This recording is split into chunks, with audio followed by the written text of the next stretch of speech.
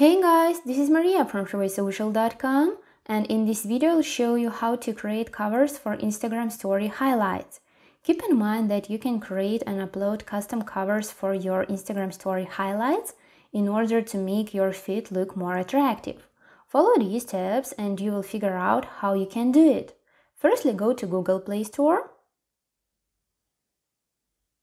Find the app called Phonto, Text on Photos. Click to download it. Once it is installed into your phone, go and open it. Tap the gallery icon in the top right corner of the screen. Press on the Images option and choose the background image from your camera roll. After that, hit the three dots icon in the top left corner. Click on the Add Image and select the picture with a transparent background. Now center the picture in the middle of the selected background and change its size.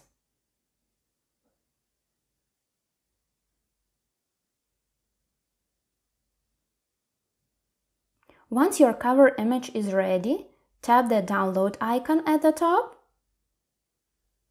and save it to your camera roll. Now go back to your Instagram profile page. Click on the story highlight. After that, press on the three dots icon in the bottom right corner. Choose the Edit Highlight option from the pop-up menu.